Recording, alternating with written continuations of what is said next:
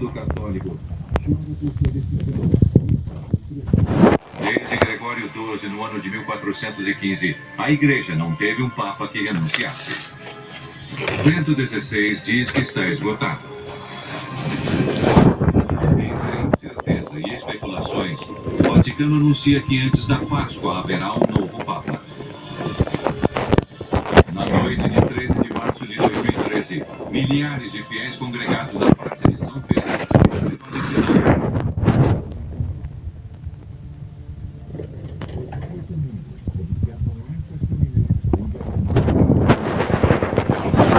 De repente, às 19h40, a fumaça muda. Agora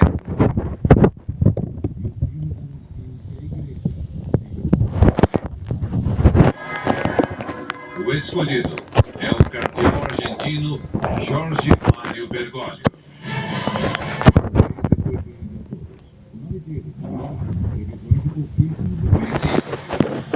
Hoje, descobriremos quem é esse novo líder mundial que desde o primeiro minuto do seu... A Era de Francisco, o Papa do fim do mundo.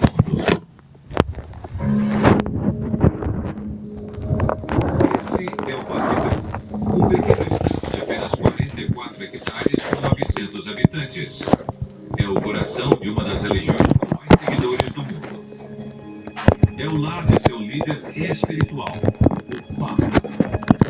Há séculos um Papa substitui o outro após a morte do seu antecessor. Porém, a situação hoje é muito diferente. A poucos quilômetros da Praça de São Pedro, o Papa anterior Bento XVI está vivo e meditando na casa de descanso de Castel Gandolfo. Quais foram os verdadeiros motivos que levaram Bento XVI a renunciar? Existem muitas hipóteses. Decidi renunciar ao ministério que o senhor me confiou no dia 19 de abril de 2005. Fiz isso com absoluta liberdade pelo bem da Igreja.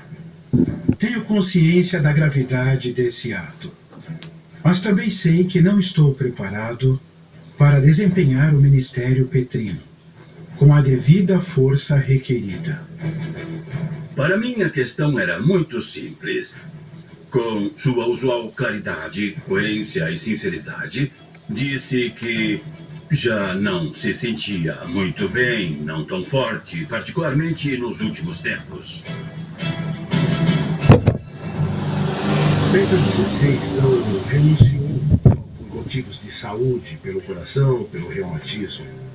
Na verdade, por um lado racional, ele tinha decidido que não queria viver uma velhice de grande sofrimento como João Paulo II. Mas, por outro lado, a sua decisão se acelerou pelas crises que se multiplicaram dentro da Igreja.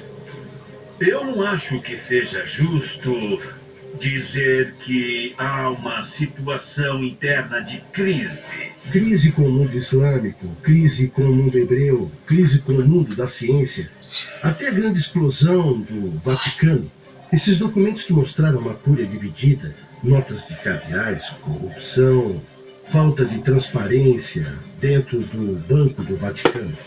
Os arquivos revelados no Vaticano falam da corrupção em funcionários do Estado Pontifício, ações irregulares no Banco Vaticano e, inclusive, um complô para assassinar Bento XVI.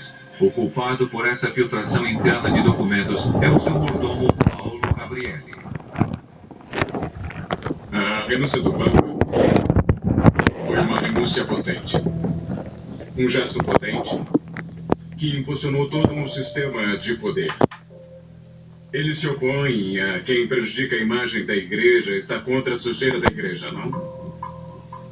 E se encontrou com a sujeira dentro da sua própria casa? Já no século XIII, devido às lutas internas, o Papa Celestino V habilitou a renúncia papal no direito canônico em meio ao escândalo. Bento decide fazer uso desse direito. Com certeza, o Papa Bento XVI teve a intuição, eu diria quase revolucionária, de pensar que havia chegado a hora de uma mudança. Mostrou que o papado é um serviço E também reconheceu seus próprios limites, dizendo em latim e muito solenemente: reconheço a minha incapacidade de administrar bem a minha missão. No dia 28 de fevereiro de 2013, a renúncia se torna efetiva. Milhões de fiéis lamentam a perda de seu líder espiritual e fixam seu olhar no Vaticano. Aqui será escolhido o novo Papa. Como a maioria dos cardeais se encontra na Itália para acompanhar Bento XVI no último dia de seu papado, o conclave é convocado somente 12 dias depois. Milhares de fiéis chegam à Praça de São Pedro. Antes de entrarem, os cardeais colocam as mãos sobre a Bíblia e juram manter o segredo de tudo o que aconteça ali. Os 115 cardeais de todo o mundo ficam separados em um recinto fechado sob o mural de Michelangelo, o juízo final, dentro da Capela Sistina.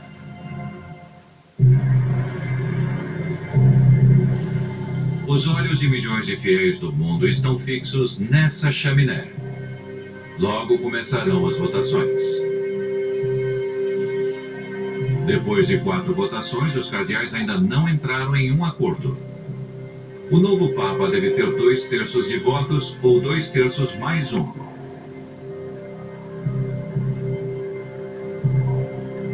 Passaram 25 horas, desde que o conclave começou e a fumaça continua sendo negra.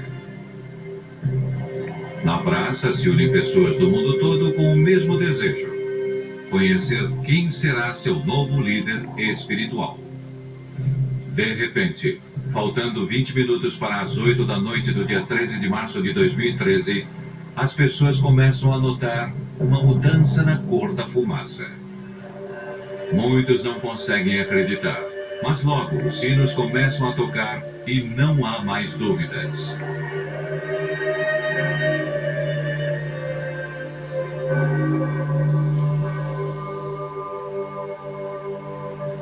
Depois de quase 26 horas e 5 votações, no dia 13 de março de 2013, às 19 horas e 40 minutos, o mundo conhece o nome do novo Papa. Annuncio vobis Gaudium Magnum.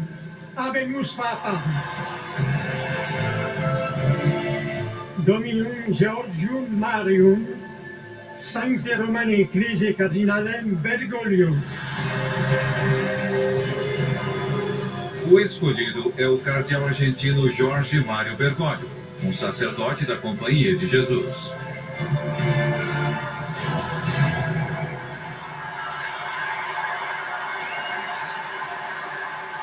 O argentino Jorge Mário Bergoglio é o novo Papa. Na Praça de São Pedro, o anúncio especial. Habemos Papa. A multidão está reunida desde... Uma multidão se junta para saber o nome do Papa, mas a maioria está surpresa. Ninguém estava esperando o cardeal Bergoglio. Irmãos e irmãs, boa noite. Vocês sabem que o dever do conclave é dar um bispo a Roma. Parece que os meus irmãos cardeais foram buscá-lo lá no fim do mundo, mas estamos aqui. Os cardeais eleitores tiveram muita coragem porque, diante da crise do pontificado ratzingeriano, diante o choque da renúncia, não tiveram medo. Não elegeram o cardeal de cúria, e sim corajosamente saíram inclusive da Europa.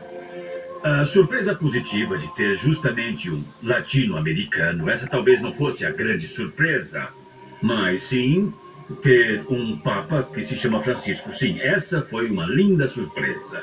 As apostas eram 70-1. Absolutamente diziam que não podiam acreditar. Uma grande emoção, mas também um grande espanto. Confesso que quando estava na praça e eu ouvi seu primeiro nome de batismo, Georgium Marium, eu compreendi em seguida que se tratava do meu irmão jesuíta, o padre Bergoglio, e me surpreendi muito, porque nós estamos acostumados a nos ver como servidores do Papa. A alegria não oculta a surpresa de todos. O destino da igreja estará nas mãos de um Papa jesuíta e latino-americano, rompendo a hegemonia de séculos de papas europeus. Um Papa que não figurava como favorito em nenhuma previsão. Antes que o bispo abençoe o povo, eu peço que vocês rezem ao Senhor para que me abençoe. A oração do povo pedindo a bênção pelo seu bispo. Façamos em silêncio esta oração de vocês por mim. Foi uma surpresa que traz novos ventos frescos, de simplicidade, de proximidade. Eu estou muito emocionado. O Papa sul-americano e Argentina e Brasil são irmãos. Então, uma beleza, tudo certo. A mim me gostou muito. Uma grande impressão. Eu sou católico, me chamo Francisco como ele. Minha garota é ortodoxa, mas o Papa Francisco é a pessoa certa para ver que mudou tudo, porque ele fala do coração para o coração. Mas quem é Jorge Mário Bergoglio? De onde vem? Qual é sua origem? Que caminhos o conduziram ao Vaticano? Como chegou a estar hoje na pele e na alma do Papa Francisco e ser líder espiritual dos católicos do mundo inteiro? A designação desse novo Papa chama a atenção dos fiéis do mundo todo. Para pouquíssimos, o nome de Jorge Mário Bergoglio é familiar. Só alguns conhecem de verdade quem é aquele cardeal latino-americano proveniente do fim do mundo. E há muito mais perguntas que respostas sobre o homem que se tornou o Papa Francisco. Enquanto a notícia percorre o mundo entre a alegria e incerteza de milhões de católicos, o Papa Francisco começa a escrever sua história através das primeiras ações que realiza como sumo pontífice. Esses primeiros sinais surpreendem o mundo tanto ou mais que sua eleição. O catolicismo, como conhecemos, fala muito de símbolos. Tudo é mediante o significado de imagens e gestos. Logo depois do Habemus Papam, Francisco se nega a viajar na limusine do Vaticano e vai em um furgão com os cardeais. Vai pessoalmente pagar a conta do albergue que tinha se hospedado até o conclave. Despreza o discurso em latim que tinham preparado para sua primeira missa, por uma homilia simples e direta, olhando no rosto dos presentes e em italiano. Desprezou todos os velhos símbolos de poder imperial. Ele não fala sentado no trono. Ele fala de pé, como um vigário. Decide não habitar o luxuoso apartamento papal, alegando que é escandaloso morar em um lugar onde cabem 300 pessoas. Despreza o famoso calçado vermelho papal e continua vestindo seus velhos sapatos pretos. Antes de sair à sacada da Praça de São Pedro, quando tentavam fazer o tipo de parafernália elaborada que acompanharia o Papa, e ele não quis e disse: o carnaval acabou, e ele não via somente como uma maneira de se vestir. Essas simples ações para muitos são sinais de como poderia ser o rumo que seu papado seguirá, e o rumo que a igreja deve tomar. Muita gente não gritava "Viva o Papa!". Eles gritavam "Obrigado, obrigado, obrigado", porque sentia a necessidade de um Papa humano. Mas os sinais de uma nova igreja trouxeram incerteza em alguns setores, e muitos se perguntaram: quem é esse estrangeiro que os cardeais trouxeram do fim do mundo? Como foi seu trabalho pastoral durante mais de 50 anos em um país tão agitado e em transformação como a Argentina? Jorge sempre foi um homem simples. Eu me assustaria se tivesse mudado. Graças a Deus, Jorge continua sendo o mesmo. Jorge Mário Bergoglio é o filho mais velho de uma família de imigrantes italianos que nasceu dia 17 de dezembro de 1936, no bairro de Flores, na cidade de Buenos Aires. Há uma igreja emblemática que é a de São José de Flores, onde ele fez uma confissão quando era adolescente. Era 21 de setembro, porque sempre me lembro disso. Saí para passear com meus companheiros e passei pela igreja de Flores. Entrei e senti que tinha que entrar, essas coisas que sentimos e não sabemos explicar. E vi que vinha um padre andando. Não o conhecia, não era da igreja. Então, não sei o que aconteceu, senti como se alguém me agarrasse por dentro. E aí senti que tinha que ser padre. E não tive dúvidas. Não tive. Jesus não espera que procure por ele. Ele vai ao nosso encontro. Depois de receber seu diploma como técnico químico e seguindo aquele chamado místico, aos 21 anos ingressa ao seminário da Companhia de Jesus para se tornar um padre jesuíta. Temos de estar a serviço dos outros. Nos ajudarmos. Como jesuíta, teve uma brilhante formação intelectual. Foi docente em literatura e psicologia e também estudou ciências humanas e teologia. Durante a década de 60, Bergoglio estava ideologicamente ligado ao peronismo, um partido liderado por Juan Domingo Perón, que desde 1955 estava banido na Argentina. Porém, apesar do banimento na década de 60, Bergoglio foi o diretor espiritual de um grupo de jovens católicos chamados A Guarda de Ferro, um grupo formado por 4 políticos peronistas com regras muito similares às dos jesuítas, quase militar. É alguém que vinha falando da unção dos pobres há muitos anos e que tomou posições muito firmes durante muito tempo. E não tenham medo dos mercadores da morte, que aqui bem perto estão pensando como fazer para que a morte chegue de uma maneira razoável. No início da década de 70, acaba o banimento e o peronismo volta ao poder. Durante esses anos, o padre Bergoglio é nomeado provincial da Ordem Jesuíta. Com esse vento a favor, realiza um grande trabalho social, indo às zonas mais pobres de Buenos Aires para ajudar os mais necessitados. As pessoas da vila veem ele como alguém próprio do lugar. Trabalhou arduamente o tema do tráfico de pessoas, do trabalho escravo. Na escola nos ensinam que a Assembleia de 1813 aboliu a escravidão. Isso tudo é mentira. Existem outras escravidões. Uma vez, quando foi dar uma palestra na vila, ele ia em um ônibus e ali subiram muitos trabalhadores da própria vila e o reconheceram. E quando ele deu uma palestra, um levantou e disse: "O senhor vinha conosco no ônibus? Isso é um sinal para nós. Realmente o consideramos um irmão nosso." São submetidos e depois não cabem no sistema. E são material descartável. Eu conheci Jorge Bergoglio na década de 70. Naquela época eu era uma advogadazinha e ele um padrezinho. Eu estava no escritório. Chegou um amigo meu com um padrezinho, porque vieram fazer uma consulta. Era um homem jovem e muito comovido pela dor dos outros. Esse era o Jorge. Vivíamos em um país em revolução.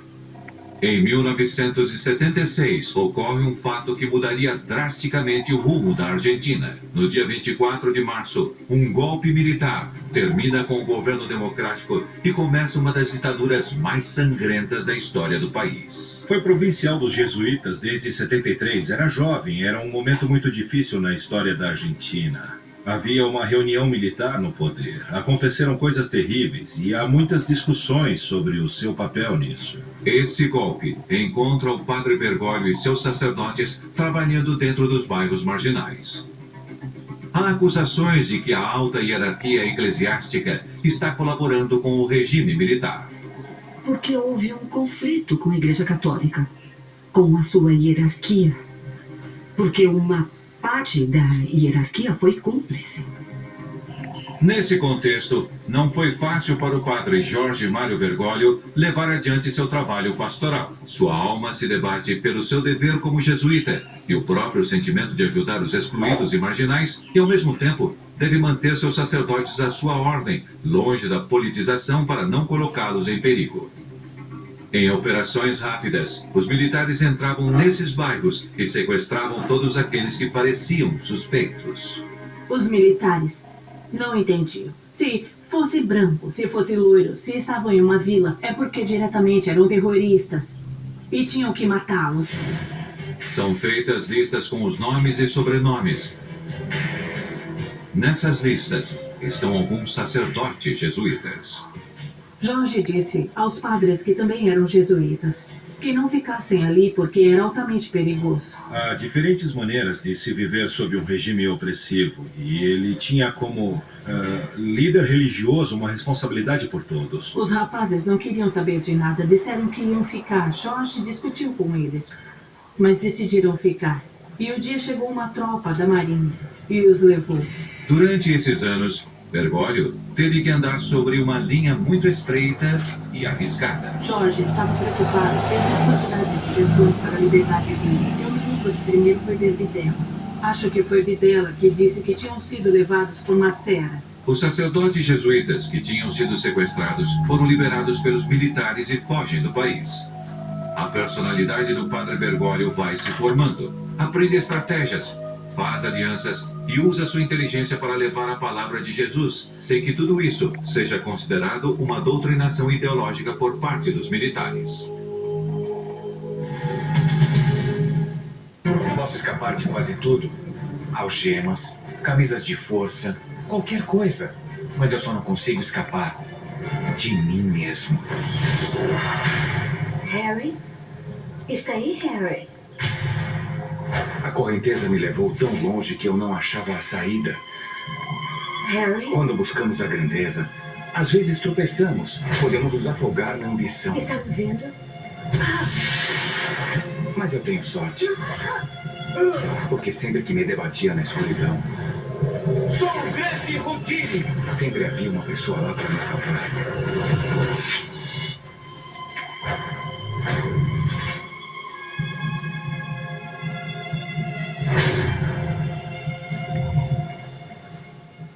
Já pensou ser mais saudável para ser feliz? Pra ser feliz. O que você faz pra ser feliz? Pra ser feliz. Pra ser feliz. O que você faz pra ser feliz? Pra ser feliz. Bem-estar contagia. Tom de açúcar. O que você faz para ser feliz?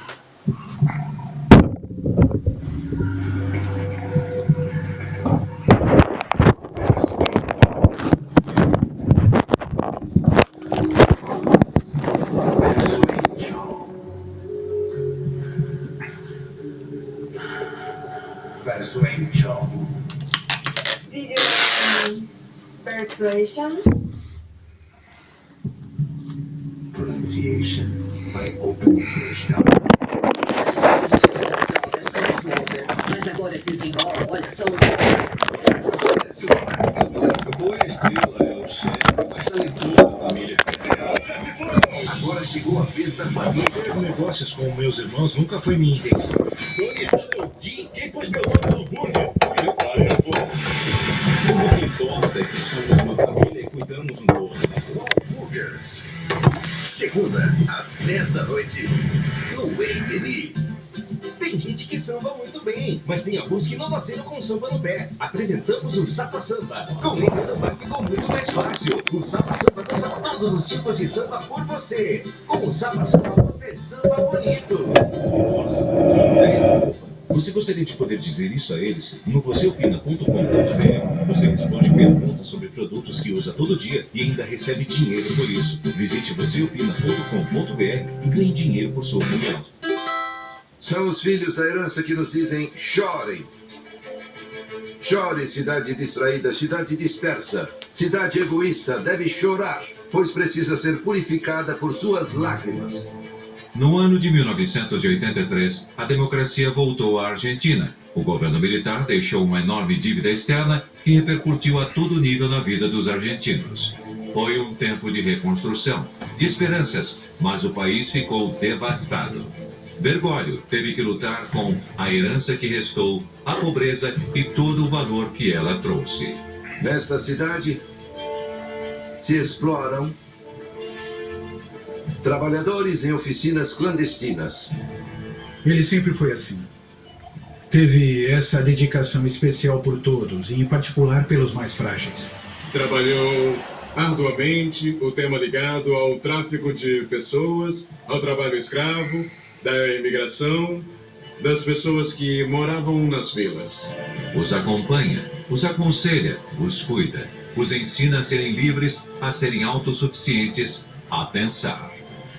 E na vida temos que caminhar como caminhou Jesus, deixando pegadas que marquem a história, pegadas que deixem descendência. Ele enfrentou o poder político da época não uma, mas muitas vezes. Se nós abandonarmos a riqueza do humilde por acreditarmos ser o que não somos, viveremos o pesadelo de um país que abandona seu destino. E será nossa culpa. Seu caráter ia se tornando cada vez mais forte, ia se tornando um grande estrategista. No ano de 1992, enquanto Bergoglio estava na cidade de Córdoba como diretor espiritual e confessor da Companhia de Jesus, ocorreu um fato que ia marcar o primeiro passo da sua carreira ascendente dentro da alta hierarquia da Igreja Argentina. Ele estava em uma igreja de Córdoba. Nem era o vigário, o arcebispo de Buenos Aires o chamou, o cardeal Antônio Quarratino, para que ele fosse um dos seus bispos auxiliares. Quer dizer, quem nomeia é o Papa, mas é o cardeal quem promove. Em 20 de maio de 1992, foi nomeado pelo próprio Papa João Paulo II, bispo de Alca e bispo auxiliar da Diocese de Buenos Aires. Eu costumo dizer que ele era uma espécie de forasteiro dentro da igreja e, a partir de 92, iniciou uma carreira meteórica. No ano de 1998, com a morte do seu superior, o cardeal Quarratino, Bergoglio assume seu lugar e se torna o arcebispo de Buenos Aires. Mas também por ser o bispo, e particularmente o bispo de uma cidade tão rica, complexa e grande como Buenos Aires, e mais tarde presidente da Conferência Episcopal da Argentina. Sua presença no contexto latino-americano foi uma presença no governo, mas também com contato cara a cara, principalmente com os mais pobres, com as pessoas que mais precisavam de atenção e ajuda. Passarão poucos anos para que Bergoglio chegue ao posto mais alto das hierarquias eclesiásticas. Em 21 de fevereiro de 2001, Jorge Mário Bergoglio foi consagrado cardeal. Alguns meses depois, a Argentina viveria uma das maiores crises econômicas e sociais da sua história. O governo toma uma medida restringindo a extração dos depósitos bancários. As pessoas não podem mais retirar seu dinheiro dos bancos. O surto não demora a chegar. O povo sai para as ruas com o lema de que todos devem ir. A violência cresce até limites inesperados. Ele fala com veemência do fato que estas estratégias econômicas tornam o trabalho quase supérfluo e, por consequência, não tem escrúpulos para transformar em desocupados milhões de pessoas sem pensar nem um pouco em quanto sofrimento elas padecem. Bergoglio se encontrava no topo da hierarquia eclesiástica que um religioso latino-americano poderia imaginar. Mas no país dele, as pessoas lutavam para recuperar as economias de uma vida inteira.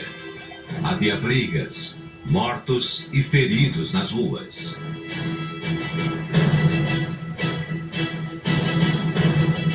E um presidente que teve que deixar o mandato fugindo do palácio presidencial. Me chamou muito a atenção quando me contou, desde seu ponto de vista de pastor, o que estava acontecendo. Era um momento muito difícil no cenário político argentino. E ele tinha tudo isso bem presente, mas me contou a crise, principalmente através de uma imagem. A imagem de pais e mães de família que talvez tenham perdido o trabalho, que estavam em apertos e choravam de noite para que seus filhos não vissem. Me surpreendi com essa delicadeza de um homem que sabia olhar o sofrimento dos corações dos indivíduos. O cardeal se encontrava num momento chave. Podia se trancar em uma torre de cristal ou sair na rua para acompanhar as pessoas em sua luta e em seu sofrimento.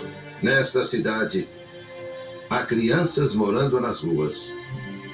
Esta cidade fracassou e continua fracassando em livrá-los desta escravidão estrutural. Demonstrou que aonde for, sabe enfrentar os desafios do lugar que está.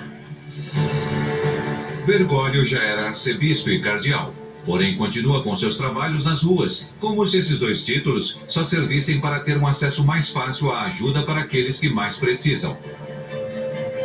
Ele sempre ia à busca dos fiéis. Jesus ficava o dia inteiro trancado na igreja. O que fazia Jesus na rua? Procurava. Esse era Jesus. Vivia procurando as pessoas. Seu estilo austero marcou uma tendência na igreja argentina naqueles anos acostumados a certos luxos, protocolos, secretários, assistentes e motoristas particulares. Bergoglio tem um estilo de vida muito austero, muito simples, que marcou aqui a Diocese de Buenos Aires. Se esse bispo de Buenos Aires vive dessa forma, nós também temos que ter uma atitude semelhante. O cardeal Bergoglio não precisa de nada disso para chegar até aqueles que ele quer alcançar. E aqueles que o procuram, o encontram facilmente.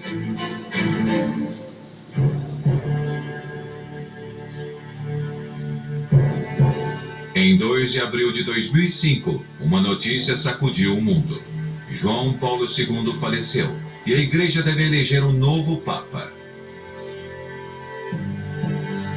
Em 18 de abril de 2005, o cardeal Bergoglio entrou na Capela Sistina com outros 114 cardeais.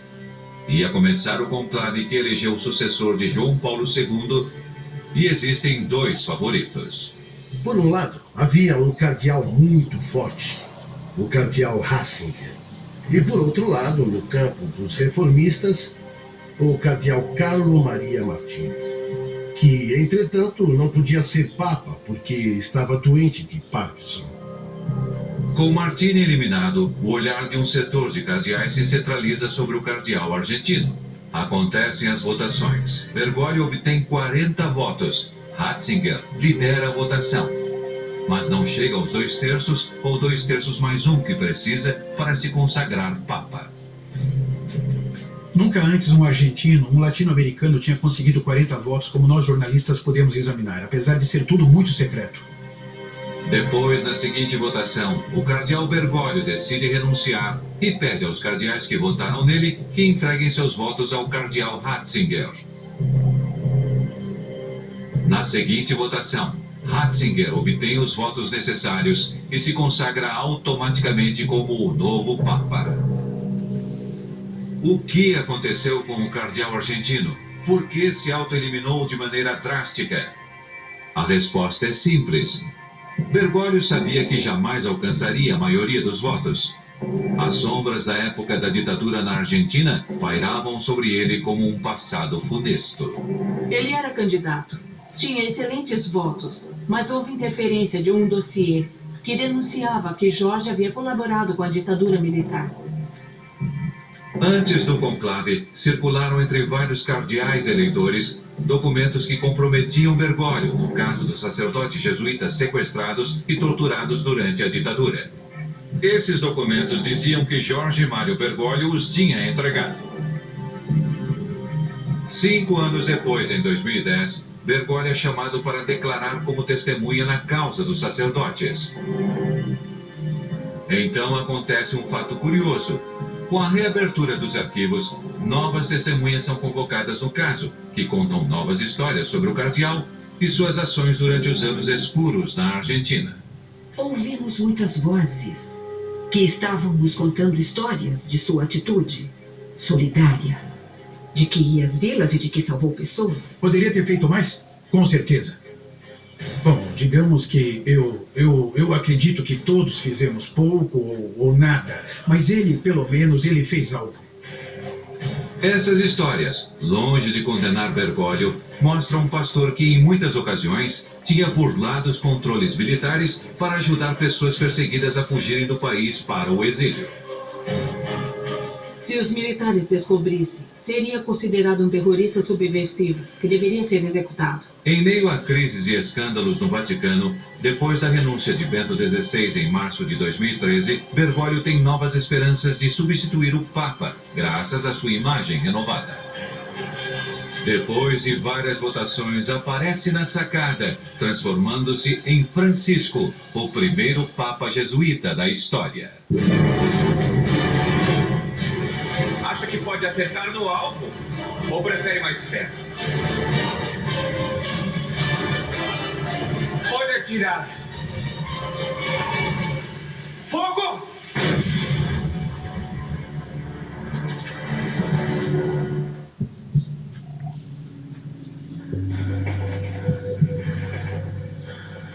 Persuasion.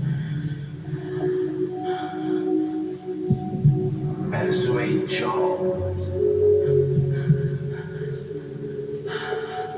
Persuasion. Did you mean persuasion? Pronunciation by OpenEnglish.com. Acorda, amigão. Enviar mensagem. Vou enviar agora.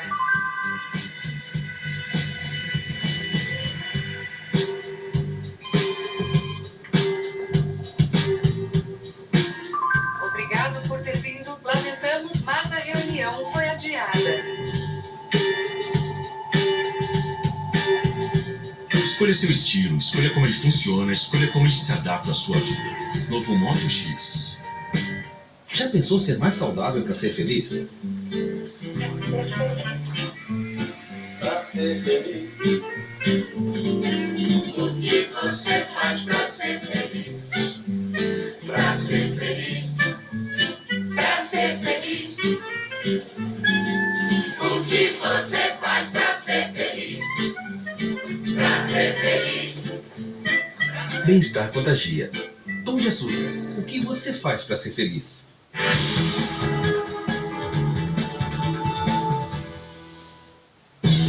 Acaba de chegar o incrível Orbitrek Elite, a máquina elíptica que faz você perder peso enquanto tonifica todo o corpo.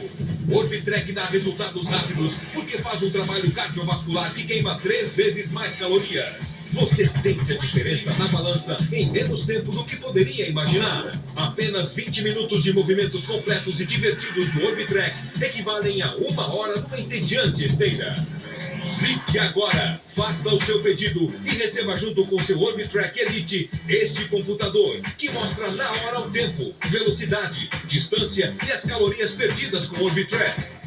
E para ter resultados ainda mais poderosos, consulte como adquirir o incrível Spin Doctor. Orbitrek Elite é uma exclusividade Polishop. Ligue ou acesse polishop.com. Os detetives fumam. Uma palhaçada que inventaram. Eu sou o Fred. Minha profissão de jornalista me leva a situações inusitadas e pessoas diferentes. Tá bom? Quem me dera que eu fosse demônio. Você também faz sexo por dinheiro, não é chamada de puta. Ação! A gente segue Deus, mas Deus não segue de volta a gente.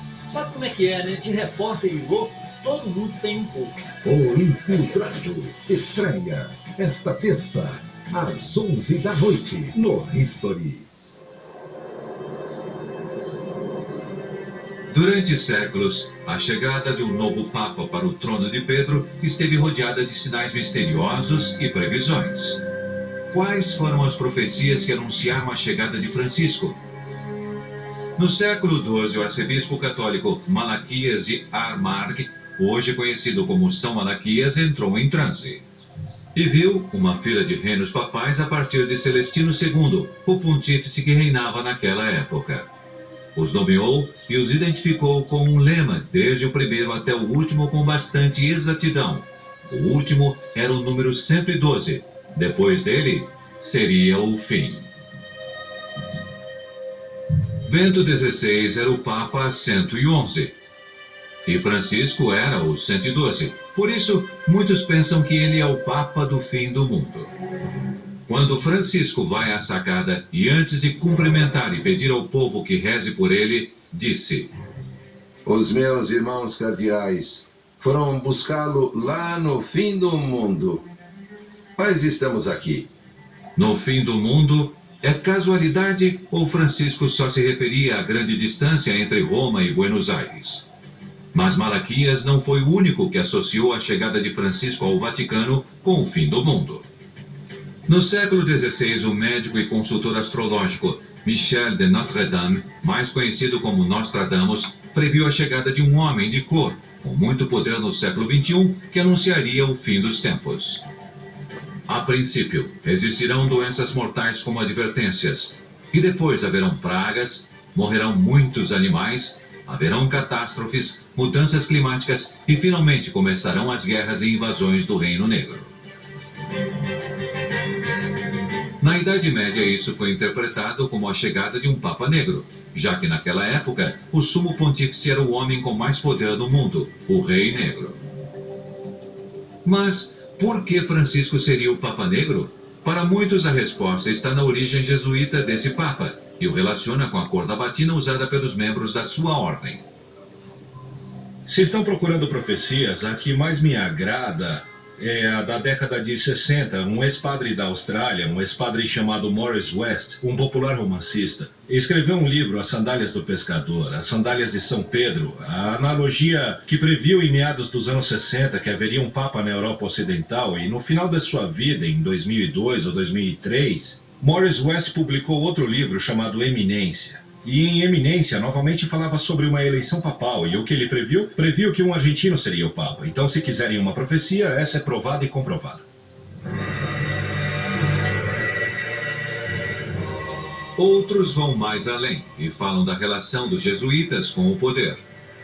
Através dos tempos, o superior dessa ordem foi conhecido como o Papa Negro pelo poder que tinha dentro da companhia. Poder que se estendia até aqueles lugares aonde os jesuítas chegavam para realizar sua tarefa evangelizadora. Isso muitas vezes inquietava os governantes daqueles reinos e países que viam nos jesuítas um perigo de um poder latente dentro do seu próprio poder. Foram muito questionados e criticados. Napoleão falou sobre eles em suas memórias e advertiu: os jesuítas são uma organização militar, não uma ordem religiosa. O objetivo dessa organização é o poder em seu exercício mais despótico, poder para controlar o mundo sob a vontade de um único homem. A Companhia de Jesus, que muitos interpretam como uma companhia no sentido militar da palavra, enquanto que para São Inácio era uma companhia de amigos, de companheiros de Jesus. Hoje, um jesuíta está à frente da Igreja Católica. Francisco é o líder espiritual de 1 bilhão e 200 milhões de fiéis no mundo inteiro. Sem dúvida, essa é uma situação de poder concentrada em um só homem, como advertiu Napoleão. Quem são os jesuítas? De onde vieram? Qual sua origem? Através da história, mitos e lendas rodearam essa ordem que foi fundada em 1540 por Inácio de Loyola. Foram fundados com uma inovação que não eram monges mendicantes, e sim como se fosse o braço armado de um exército que estão à frente da batalha. Há um quarto voto que os jesuítas fazem ao concluírem sua formação, que é a da obediência ao Papa nas missões. Toda vez que o Papa, diretamente ou através de nossos superiores, deseja nos dar uma missão ou um encargo, uma tarefa à companhia, nós devemos estar bem preparados para obedecer, sem fazer perguntas, sermos imediatos e tentarmos fazer com o nosso coração o que o Papa pede. Por essa lealdade incondicional ao Papa, foram chamados soldados de Deus. Como Inácio de Loyola sabia que o Papa podia enviá-los a pregar nos lugares mais desconhecidos do planeta, acreditava que aquele que se entregasse em sua ordem deveria estar muito bem preparado. Quem ele procurava? A quem? As pessoas que eram católicas como ele? Não, buscava os que estavam longe, os que não o conheciam. São Inácio fundou esta ordem para colocar à disposição da Igreja e, em particular, do governo, em mãos do Santo Padre, um grupo de religiosos, de sacerdotes, que estivessem bem preparados, que tivessem uma espiritualidade sólida e uma boa formação cultural, para serem enviados a qualquer lugar onde o Papa considerasse útil para a Igreja. O conhecimento ocupou desde o começo da ordem um lugar importante na formação de um jesuíta. Francisco, por exemplo, fala vários idiomas e sua formação inclui, entre outros estudos superiores, o de filosofia, ciências humanas, ciências e teologia. Eram pessoas intelectuais e que tiveram um enorme destaque na Reforma Católica, como é chamada. Mas além do conhecimento, o missionário jesuíta deveria saber enfrentar as duras condições das terras remotas, às que podia ser enviado para evangelizar. Para isso, se preparavam com uma disciplina estrita e praticavam uma vida devota e austera. No caso da Companhia de Jesus, em particular, é importante a orientação apostólica. Quer dizer, não se trata de uma instituição religiosa, de uma ordem religiosa, contemplativa, dedicada fundamentalmente à oração, e sim a uma ordem religiosa feita para o apostolado. Os jesuítas chegaram com seu trabalho evangelizador aos lugares mais remotos do mundo, onde o Papa achava que era necessária sua presença. Portanto, chegaram a ser muitos, e chegaram a ser uma força evangelizadora muito grande que influenciou em todos os níveis. Pelas suas aulas passaram personalidades tão importantes como Descartes, Fidel Castro, Calderón de la Barca, Cervantes, entre outros. Atualmente, é a maior ordem religiosa católica masculina, com mais de 17 mil membros entre sacerdotes, estudantes e irmãos. Educam quase 3 milhões de alunos no mundo. Meninas, meninos, sabem que aquele que caminha sem deixar pegadas não serve para nada. O Papa Francisco é um autêntico jesuíta e, a partir do primeiro momento do seu papado, seus sinais foram de simplicidade e austeridade. A pergunta que muitos fazem é: o que um jesuíta pode chegar a fazer diante de um dos estados mais ricos do mundo? E com essa pergunta aparecem muitas outras dúvidas. Acho que o maior risco do Papa Francisco é não atuar sobre o escândalo dos abusos e não atuar sobre as práticas de corrupção que ocorrem dentro da burocracia do Vaticano.